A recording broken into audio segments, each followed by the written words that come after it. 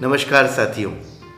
अगर आप छत्तीसगढ़ राज्य में जो अभी हिंसा चल रहा है, राजनीतिक हिंसा जो चल रहा है बहुत सालों से, उसके कारण डर से वहाँ से प्रभावित होके भागकर अपना घर, अपना ज़मीन छोड़कर अभी आंध्र और तेलंगाना में रहते हैं, तो ये संदेश आपके लिए है और आपको ये संदेश ध्यान से सुनना है। हमें पता चला है कि अभी आंध्र और तेलंगाना में, ख़ास तौर पे तेलंगाना में, जहाँ पर आप जंगल को काट के ज़मीन बनाकर खेती करके पिछले 15 सालों से रह रहे थे, खेती कर रहे थे, वहाँ पर सरकार ने, फॉरेस्ट विभाग ने आपकी बहुत सारी ज़मीन पर कब्ज़ा कर लिया है। हम आपको आज एक कानून के बारे में बताना चाहते हैं जो आपको यही ज़मीन जिस पर से आप आज कब्ज़ा आपका हट गया है, सरकार ने आपसे कब्ज़ा वापस ले लिया है, उसका मालिकाना आपको मिल सकता है। इस कानून का नाम है जंगल का अधिकार। इसको अंग्रेज़ी में बोलते हैं फॉरेस्ट राइट्स एक्ट। आप लोग जब छत्तीसगढ़ में रहते थे तो वहाँ भी आप लोग जंगल की ज़मीन काट के वहाँ पर खेती करते थे। उसमें से कुछ ज़मीन का आपके पास पट्टा था और कुछ का आपके पास पट्टा नहीं था।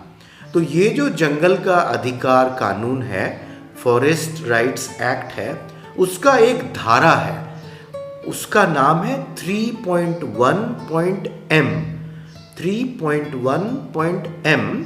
इसको हम लोग हिंदी में अदला बदली का कानून बोलते हैं, अंग्रेजी में इसको इन सिटू रिहैबिलिटेशन बोलते हैं। इसमें ये बोला गया है कि 13 दिसंबर 2005 के पहले यदि कोई आदिवासी उसके जंगल के ज़मीन पर काबिज था और उसके पास उसका पट्टा नहीं था, वहाँ से उसको विस्थापित होना पड़ा। मतलब अपनी मर्जी से वो कहीं पर ज़मीन खोजने के लिए गया। जैसे आंध्र और तेलंगाना में कुछ साथी ऐसे हैं, हमें मालूम है, जो कि ज़मीन पकड़ने के लिए, ज़मीन खोजने के लिए आंध्र और तेलंगाना में आए। तो उनके लिए ये कानून नहीं है। ये कानून ये कहता है कि अगर आप अपने जंगल के ज़मीन में काबिज थे और वहाँ से आपको हटना पड़ा, हिंसा के कारण हटना पड़ा, किसी और कारण से हटना पड़ा, तब आप अगर आवेदन करें तो सरकार उस ज़मीन के बदले, जहाँ से आपको हटना पड़ा हिंसा के कारण या किसी भी कारण से, उसके बदले कोई दूसरी ज़मीन दे सकती है। और ये ज़मीन जहाँ पर आज आप बैठे हैं आंध्र में, तेलंगाना में, वो ज़मीन भी हो सकती है, लेकिन उसके लिए आपको आवेदन करना है। तो आवेदन करने के लिए हम आपको एक फॉर्म भेजेंगे, उस फॉर्म को आपको भरना है और हर परिवार को एक फॉर्म भरना है अलग अलग। कोई 18 साल से बड़ा है तो वो अलग परिवार हुआ, तो हर को एक फॉर्म भरना है। अगर आपको हिंदी लिखना नहीं आता है तो आप उस फॉर्म को तेलुगु में भर सकते हैं, वो फॉर्म हिंदी में है। क्यों? क्योंकि आप लोग छत्तीसगढ़ के नागरिक हैं।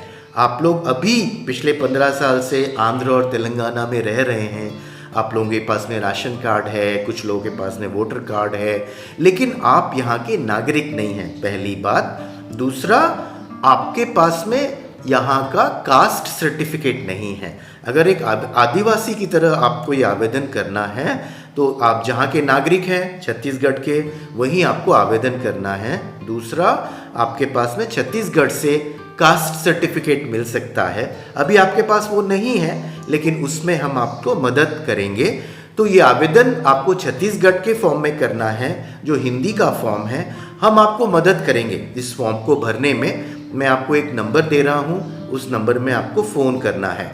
वो नंबर है 9490353568। ये व्हाट्सएप नंबर भी है। इसमें आप एक संदेश भेजिए व्हाट्सएप से या फ़ोन कीजिए। हम आपको एक लाल रंग का फॉर्म भेजेंगे।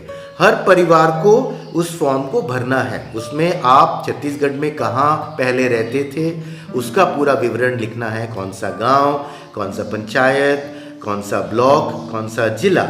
उसके बाद अभी आप जहाँ रहते हैं वो पूरा विवरण लिखना है, अपना फ़ोन नंबर लिखना है, अपने कुटुंब में आपके परिवार में कितने लोग हैं उनका नाम लिखना है, उम्र लिखना है, और ये लिखना है कि हम हिंसा के कारण अपना वो ज़मीन छोड़कर यहाँ पर रह रहे हैं, तो हमें उसके बदले में अदला बदली ये कानून के तहत ये वाला ज़मीन का पट्टा दिया जाए।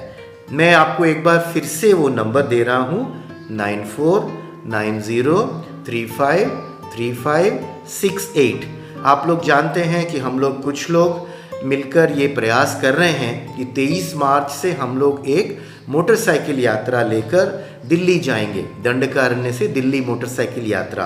तो इस फॉर्म को हम लोगों को दिल्ली में ट्राइबल मिनिस्ट्री को देना है जो कि इस कानून को चलाता है।